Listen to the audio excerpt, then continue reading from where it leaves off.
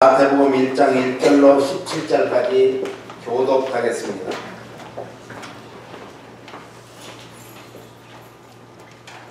아브라함과 다윗의 자손 예수 그리스도의 세계라.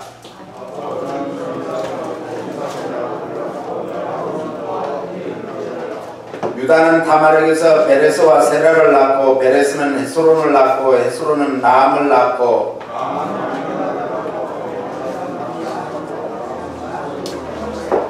살몬은 라합에게서 보아스를 낳고 보아스는 룻에게서 오벳을 낳고 오벳은 이세를 낳고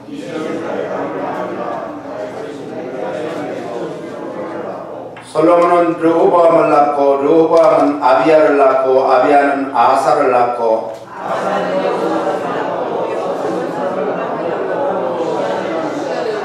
우시야는 요담을 낳고 요담은 아하스를 낳고 아하스는 히스기야를 낳고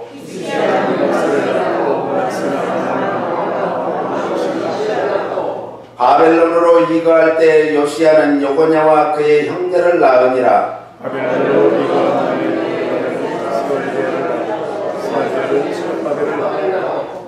스룹바벨은 아비웃을 낳고 아비웃은 엘리야킴을 낳고 엘리야킴은 아소르를 낳고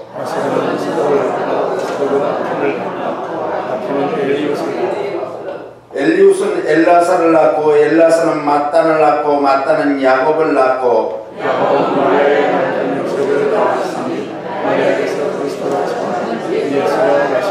같이요. 그런즉 모든 대수가 아브라함부터 다윗까지 연례되어 다윗부터 바벨론으로 이거할 때까지 연례되어 바벨론으로 이거한 후부터 그리스도까지 연례되리라. 아멘. 아멘. 옆사람 인사합니다. 장자로 오셨습니다. 주의 이름으로 환영합니다. 주의 이름으로 사랑합니다. 주의 이름으로 축복합니다. 주님의 은혜가 당신과 당신의 가정과 후손에 임할 줄로 믿습니다. 아멘. 계속해서 예수님의 족보에 기록되었던 인물에 대해서 생각해 보았습니다. 오늘은 그 결과로 예수님의 족보를 14대씩 3단계로 왜 나누었을까에 대해 생각해 보고자 합니다. 마태는 예수님의 계보를 14대씩을 구분했는데요. 14라는 숫자는 두 가지 큰 뜻이 있습니다. 하나는 메시아를 의미하는 숫자가 14고 다윗왕을 의미하는 숫자가 14입니다. 당시 히브리인들에게는 아라비아 숫자가 없었습니다. 1, 2, 3, 4 이런 숫자가 없었어요. 그래서 히브리어 알파벳 숫자에 맞춰서 이제 표시를 했습니다. 히브리어 알파벳은 23자인데요. 알레, 베트, 김멜, 달렛, 해, 와우, 자인 이런 식으로 이제 하는데 알렙이 1, 베트가 2, 김멜이 3, 달렛이 4, 해 5, 와우 6 이런 식으로 해서 23번 타우까지 해서 끝이 납니다. 이렇게 이제 알파벳으로 숫자를 표시하게 된 거죠. 그래서 히브리어로 다윗이라는 이 글을 쓸 때 달렛, 와우, 달렛을 붙여서 이 다윗이 되는데 우리말로 하면 제가 박하면은 이제 비읍에다가 아에다가 기역을 붙이듯이 그래서 이 달렛이 4라고 그랬습니다. 와우가 6인데요. 그래서 달렛이 또 4니까 달렛 플러스 와우 하면은 10에다가 다시 달렛 하니까 14가 됩니다. 그래서 14대로 나누게 된 것이죠. 그래서 1단계는 아브라함부터 다윗까지고 2단계는 다윗부터 바벨론으로 이거할 때까지고 3단계는 바벨론으로 이거한 후부터 예수 그리스도까지로 구분했습니다. 마태복음 1장 8절에 보니까 아사는 요사밧을 낳고 요사밧은 요람을 낳고 요람은 우시야를 낳았다고 했는데 역대 상하서의 대조에 보면 예수님의 족보에 빠진 왕들이 꽤 많습니다. 예수님의 족보에 빠진 왕들만 있는 게 아니라 시대가 빠졌어요.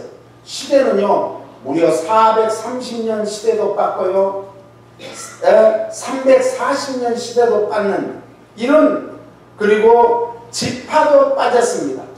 그래서 어떤 지파는 들어갔는데 어떤 지파는 빠져버리고 말았죠. 그래서 첫 번째로 보니까 같이 읽어봐요. 애굽시대에 430년이 빠져버리고 말았어요. 그러니까 애굽에서 종살이하던 시대에 430년을 왜 뺐을까? 그것은 하나님을 떠나서 우상을 숭배했기 때문에 그렇습니다. 오늘 그렇다면 역으로 말하면 우상을 숭배하는 사람은 예수님의 족보에서 뺐듯이 오늘 우상을 숭배하면 하나님 나라의 족보 생명록에서 우리를 제하여버린다, 이런 말씀이 되겠습니다. 이들은 여호와 하나님을 잃어버렸습니다. 이들은 여호와 하나님을 알지 못했다라고 성경은 말씀합니다. 하나님을 믿지 않고 하나님을 모르는 세대는 하나님의 족보에서 다 빼버린다는 것이죠. 하늘의 생명록에서 빼버린다는 말씀입니다. 하나님이 호렙산에서 모세를 만났습니다. 모세를 부르셨습니다. 내 백성을 내가 애굽에서 이끌어내라고 말씀을 하셨습니다. 그때 모세가 이렇게 묻습니다. 그들이 내게 묻기를 그 신이 누구냐 이렇게 묻는다면 제가 어떻게 대답해야 되겠습니까? 라고 모세는 말을 합니다. 왜 그랬을까요? 이들이 지금 하나님을, 여호와 하나님을, 야훼 하나님을 모르기 때문에 그렇습니다. 출애굽기 3장 13절은 이렇게 말하죠.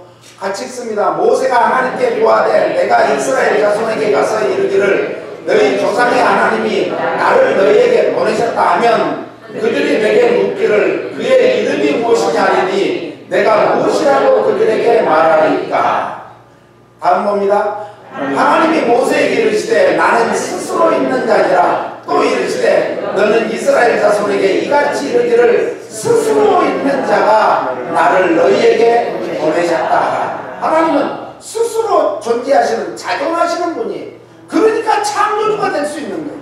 창조주는 어떤 것에 의해서 생겨난 것은 창조주가 될 수 없습니다. 창조주는 무에서 유를 창조하기 때문에 스스로 만유 전부터 만세 전부터 만세까지 계시는 그런 자존하시는 분이라는 거예요. I am that I am. 영어로는 그렇게 써있더라고요. I am that I am. 나는 스스로 이 땅에서 존재하는 것이지 어떤 것에 의해서 생겨났다든지 그런 것이 아니라는 것이죠. 이렇게 이스라엘 백성들이 하나님을 몰랐기 때문에 하나님을 설명하려고 보니까 스스로 나는 인간뿐이다, 나는 스스로 존재하는 사람이다 라는 것이죠. 그 조상들이 믿었던 하나님, 그 하나님을 이스라엘 후손들이 까마득히 잊어버렸습니다. 옛날에 호랑이 담배 피던 시절 그 얘기로 지금 듣고 있는 거예요. 그래서 공허하게 들릴 뿐이었어요. 아브라함의 하나님, 이삭의 하나님, 야곱의 하나님, 끊임없이 하나님은 나는 너희 조상 아브라함과 약속하신 하나님이다. 이삭과 약속한 야곱과 약속한 하나님이 이제 한 사람을 불러서 큰 민족을 이루게 하겠다고 약속하시면서 저 적과 꿀이 흐르는 가나안 땅, 약속의 땅, 축복의 땅으로 너희 후손을 인도하리라고 했던 그 하나님이라는 것을 끊임없이 가르쳤음에도 불구하고 이스라엘 백성들은 그 하나님을 잃어버렸어요. 우리가 다음 세대를 영적으로, 신앙적으로 신앙을 전수하지 못하면 우리 지금 미국에서 사는 우리 후손들이 어떻게 될까요? 우리 세리프의 치프 별 둘짜리가 하와이 사탕수수밭에 이민은 3세예요. 한국말 전혀 못해요. 안녕하십니까? 이 정도는 하죠. 네. 다른 말은 일절 못해요. 미국도 백인 여자하고 결혼을 해가지고 그러면서 할아버지 세대를 잃어버렸어요. 그러니까 할아버지 세대를 얘기하면은 그랬다는 얘기를 들었다는, 고생 많이 했다는 얘기를 들었다는 거예요. 그런데 고생을 어떻게 했는지를 모르는 거예요. 우리가 일제시대에 일본 사람들한테 엄청 우리가 고난을 당하고 고통을 당하고 정말 모든 먹을 것까지 다 빼앗기고 밥그릇 숟가락까지 다 빼앗겼다면은, 숟가락까지 다 빼앗겼다면은, 아 그랬는가 보다 이렇게 생각하지 모른다. 지금 그분들이 아직 살아계시는데도 불구하고 우리 젊은이들이 아직 그걸 몰라요. 6.25 세대가 지금 많이 살아있음에도 불구하고 6.25 이후 세대는 우리 때는 얼마나 많이 배웠어요. 6.25 이후지만 6.25를 모르지만, 그런데 차츰 6.25에 대해서 이제 교과서에서 한국사를 가르치지 말자 뭐 어쩌자 뭐 이래가지고 교과서에서 안 가르치다 보니까 엉뚱한 얘기까지 나오잖아요. 남한에서 한국에서 부침을 했다 이런 얘기까지 지금 나오고 있어요. 지금 이스라엘 백성들이 그렇게 됐다는 거예요. 아브라함의 하나님, 이삭의 하나님, 야곱의 하나님은 바로 창조주 하나님이고, 우리 인간의 모든 생사함을 주장하시는 하나님이고, 그 하나님이 역사를 지금도 움직이는 하나님, 살아계신 하나님, 우리와 함께하는 임마누엘의 하나님임을 믿으시기 바랍니다. 이스라엘의 조상과 약속하신 언약의 하나님의 뜻, 그 하나님은 스스로 존재하시는 분이었습니다. 그런데 그 하나님을 잃어버렸습니다. 하나님께서 출애굽 세대 때 애굽의 10가지 재앙을 통해서 애굽의 바로에 완전히 항복을 받고 이스라엘 백성들을 출애굽을 시켰습니다. 애굽 사람들과 이스라엘 백성들이 섬겼던 신들을, 10가지 신들을 하나님께서는 완전히 박살냈습니다. 제압을 해버리고 말았습니다. 10가지 재앙은 너희들이 섬기는 신들은 아무것도 아니라는 것을 보여주신 것이죠. 그리고 그 신들까지도 하나님께서는 심판의 대상이라는 것을 알려주었습니다. 그런데요, 그들은 깨닫지 못했습니다. 출애굽기 32장 1절로 보니까 이렇게 말씀합니다. 같이 읽어요.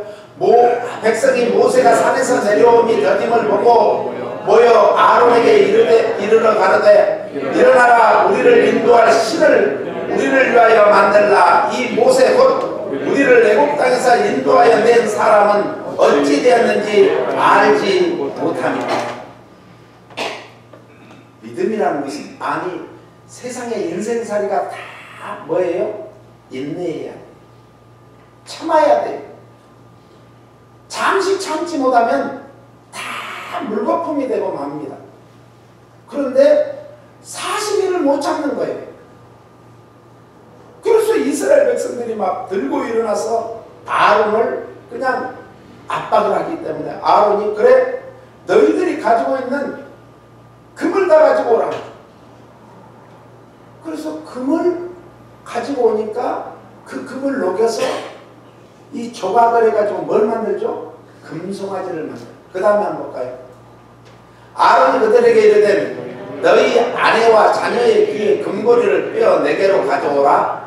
모든 백성이 그 귀에서 금고리를 빼어 아론에게로 가져오매, 아론이 그들의 손에서 그 고리를 받아 부어서 각도로 새겨 송아지 형상을 만드니 그들이 말하되, 이스라엘아, 이는 너희를 애굽 땅에서 인도하여 낸 너희 신이로라. 참, 애굽 땅에서 누가 인도했어요? 여호와 하나님, 야훼 하나님이 인도했는데, 지금 자기들이 손으로 만들어 놓은 것을 가지고 이것이 하나님이다, 이것이. 그리고 그 금송아지가 자기들을 인도했다는 거예요. 이렇게 인간이 어리석습니다. 아니, 하나님이 그토록 애굽에서 10가지 재앙을 통해 보여줬고, 홍해를 정말 육지와 같이 이스라엘 백성들을 건너게 했고, 애굽 군대는 홍해에서 완전히 수장을 시켰고, 광야에 나와서 광야 40년 동안 농사 짓지 않고 자기들이 정말 뭘 한 것이 없는데, 하나님께서는 날마다 맨나와 메추라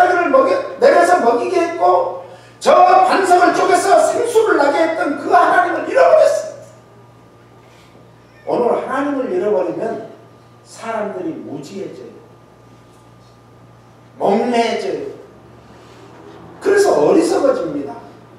자기들은 똑똑하다고 합니다. 자기들이 미국의 뭐 유명 명문대학교, 한국의 정말 유명한 대학교, 인류대학교를 나오니까 대단한 것 같은데 하나님을 믿지 않는, 하나님을 모르는, 예수님을 모르는 사람들은요 초등학문에서 노는 거예요. 옆 사람이 당신은 고등학문에서 노는 것입니다. 우리는 고등학문에서 정말, 그런데 초등학문 가지고 자기들이 대단한 줄 알아요. 세상에 단계가 있는데 1단계에서 노는 사람은 2단계를 모르는 거예요. 그러니까 1단계에서 자기들이 누가 크냐 작냐 기재기만 하는 거예요. 기재기. 그러니까 조금 자기가 뭘 가졌고 조금 아는 것 같으면은 자기가 더 이건 줄 알고 다른 사람을 억누르려고 하는 거예요. 2단계에서 보면 웃기는 거죠. 또 2단계에 사는 사람은 또 자기들 거기 그 단계밖에 몰라. 그 아래 단계만 보는 거죠. 3단계, 4단계, 5단계, 6단계, 7단계, 8단계 올라갈수록 이제 세상을 보는 관점이 달라지죠. 이 시카고에 가면 시어스 타워라는 세계에서 가장 높은 빌딩인데 지금은 이제 그 아랍에미리트에 더 높은 빌딩이 생겼죠. 그때 당시에는 가장 높은 빌딩, 그 앞에는 바다 같은 큰 미시간 호수가 있는 그 옆에 그 어마어마한 125층짜리 빌딩이 서 있어요. 거기 맨 꼭대기 올라가면은 그 전망대가 참 멋있습니다. 거기에 가서 그 아래를 내려다보면은 저게 버스 같다, 큰 차 같다 이러지 버스인지를 몰라요. 그러니까 위에서 보면 사람들이 여기서는 우리끼리 뭐 크냐 작냐 하고 난리지만은 위에서 보면 누가 백인인지 흑인인지 황인종인지 잘났는지 못났는지 머리가 벗어졌는지 머리가 예쁘게 했는지 전혀 몰라. 올라가야 돼. 우리 신앙은요 날마다 독수리가 날개치며 올라가는 신앙이 되어야 될 줄로 믿습니다. 그래서 모세가 호렙산에서 하나님을 만나 기도하는 동안 산하에 있는 백성들은 이제 금송아지를 만들어 놓고 그것이 하나님이라고 섬기는 거예요. 세상의 모든 사람들이 그래요. 어떤 사람은 돈을 많이 벌어놓고 이 돈이 하나님인 줄로 알아. 어떤 사람은 많이 배워놓고 그것이 하나님인 줄 알아. 그래서요 박사들 보면요, 예? 박사들 자기가 최고인 줄 아는데 아니에요. 박사들 별것 아니에요. 우리도 논문 쓸 때 다 다른 사람들이 해놓은 걸 갖다가 한 다음에 나의 주장은 이렇다는 것을 결론을 내는 거예요. 이게 박사학위 논문이에요. 별것 아니에요. 그런데 자기가 그 분야의 최고인 줄 알아요. 하나님이 볼 때는 무슨 학문이라고요? 초등학문. 초등학문 가지고 잘났다고 까부는 거예요. 이들은 왜 그랬는가? 하나님을 알지 못해서. 오늘 우리가 하나님을 안다는 것이 제일 큰 축복입니다. 할렐루야. 예수님이 누구라는 것을 나의 구세주여 나의 하나님으로 믿어진다는 것이 제일 큰 은혜고 축복이에요. 할렐루야. 이 큰 은혜와 축복을 우리는 받았어요. 그래서 이 하나님을 알지 못하는 세대에 호세아는 뭐라고 외치는가? 호세아 6장 1절로 봅니다. 오라 우리가 여호와께로 돌아가자. 여호와께서 우리를 찢으셨으나 도로 나게 하실 것이요 우리를 치셨으나 싸매어 주실 것이다. 하나님은 무시무시한 하나님이 아니라는 거죠. 하나님은 정이 많고 사랑이 많고 하나님은 참 좋으신 하나님인 것을 몰랐다는 거죠. 하나님이 때리실 때는요 무시무시하게 때리니까 아, 하나님은 두려운 하나님이야, 이렇게만 믿었다는 거죠. 그런데 하나님은 그 때리시고 어루만져 주시고 위로해 주시고 축복해 주시고 다시 세워주는 그런 위로의 하나님인 줄 믿으시기 바랍니다. 그 다음에 여호와께서 이틀 후에 우리를 살리시며 제3일에 우리를 일으키시리니 우리가 그 앞에서 살리라. 예수님을 통해서 3일 만에 예수님이 무덤에서 부활해 온 인류를 살리셨듯이 오늘 하나님은 살리시는 영입니다. 하나님을 믿는 자는 그래서 어디를 가든지 살리는 일을 해야 될 줄로 믿습니다.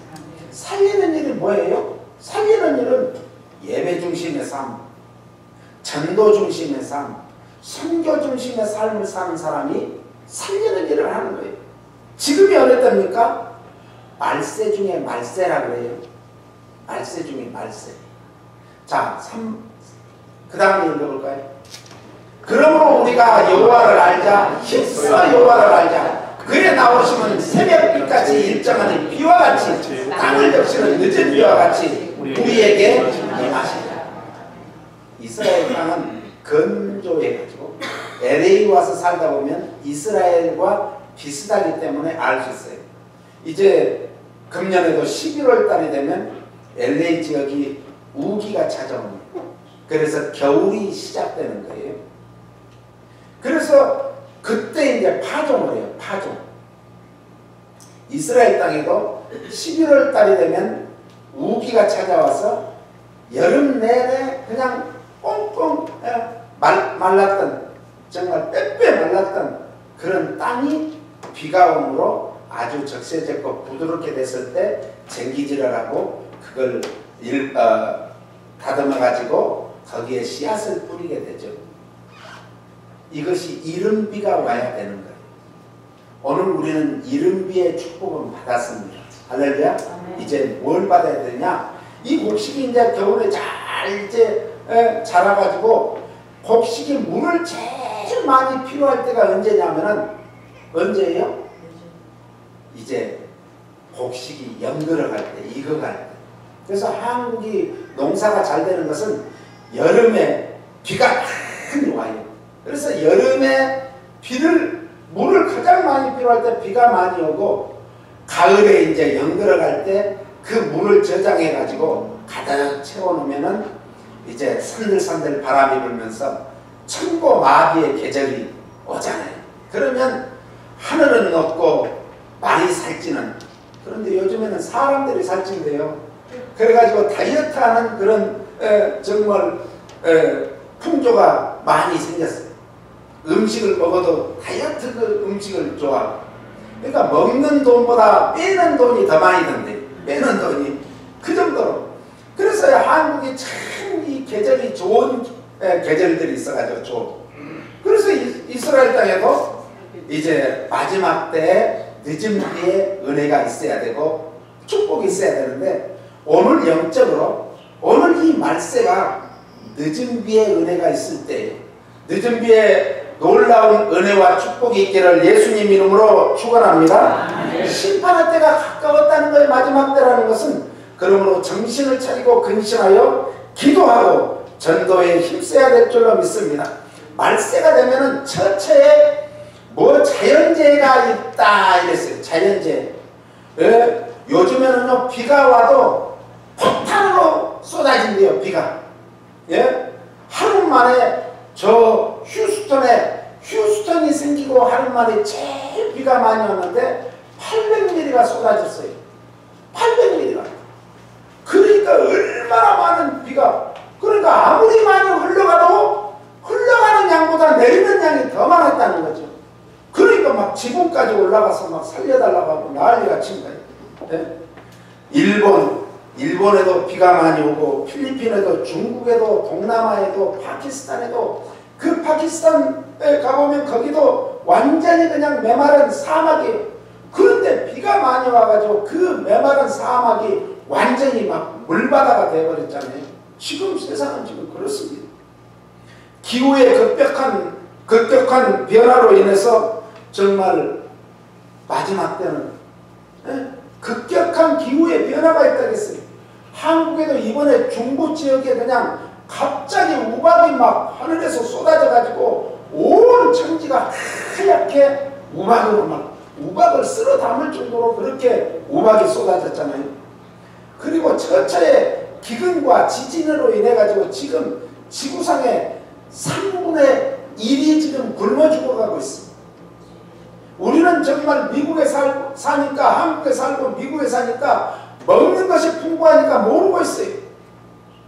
그런데 지금 지구상에는 3분의 1이 지금 기아에 허덕이고 있다는 사실이에요. 지금도 멕시코에서는 이 집에 가지 못하고 단체 생활을 하면서 정말 지진에 또 여진에 벌벌 떨고 있고 400명 이상이 죽어갔지 않습니까? 일본과 대만과 사방에서 지금 지진이 일어나고 있습니다. 오늘 전쟁과 전쟁의 소문이 지금 지구상의 사방에 일어나고 있어요. 뉴욕 맨하탄에 가면 이제 이 콜롬비아 대학교가 있어요. 그 콜롬비아 대학교에 안에 어떤 게 있냐면 이 성전이 교회가 세워지는데 이 교회가 저희가 갔을 때 3년인가 됐는데 아직 완성이 안 됐어요. 왜 그런가 그랬더니 전쟁이 없을 때만 교회를 짓는다. 계속 건축을 계속하고 전쟁이 있을 때는 중단을 하고 이러다 보니까 153년이 됐음에도 불구하고 완공이 되지 못했어요. 이 전쟁은 끊임없이 지금 일어나고 있습니다. 민족과 민족의 대결, 특히 남북의 지금 대결은요, 지금 유엔은 뭐 하는 거예요? 지구의 평화를 위해서 유엔을 만들었는데 유엔에 연설할 때 우리 미국의 대통령도 저 북한의 그 정말 대표도 쏟아낸 말을 보면 금방이라도 어떤 큰 일이 일어날 것 같은 그런 지금 기세입니다. 자칫하면 전쟁 전문가들이 3차 전쟁으로 비화될 수도 있다라고 합니다. 미사일, 핵폭탄은 지금 그걸 넘어가지고 수소폭탄 위력은 2차 대전 때 미국이 일본 히로시마와 나가사키에 투하했던 원자폭탄의 수만 배에 달하는 위력입니다. 그 당시에 원자폭탄은 30년이면 완전히 그 원자폭탄의 잔해가 제거되는데 지금은요 100년을 간답니다. 100년. 그래서 저 체르노빌 러시아의 체르노빌 그 원자로가 새 가지고 그 지역이 지금 37년인가 40년 가까이 됐는데 지금도 사람 아니 짐승 식물도 살 수 없는 그런 지역이 되고 말았습니다. 지금 이런 시대에 그래서 이런 시대에 북한을 미국에서 못 친다 그래. 한국에서 갔더니 그래. 왜 그런가 그랬더니 우리보다 더 잘 알아. 북한이 지금 핵폭탄을 가지고 있으니까 그 핵을 한국을 향해서 터뜨리면 중국도 사람이 살 수 없고 일본도 살 수 없고 동남아 전체도 사람이 살 수 없는 그런 폐허가 된대요. 그걸 안 미국이 북한을 칠 수 없다는 거예요. 예? 그러니까 우리들이 걱정하지 그 한국에 있는 사람들은 걱정 안 한다니까. 그냥 먹고 놀고 잘해요. 종말은 옵니다. 개인적인 종말은 옵니다. 누구든지 한 번 나면은 한 번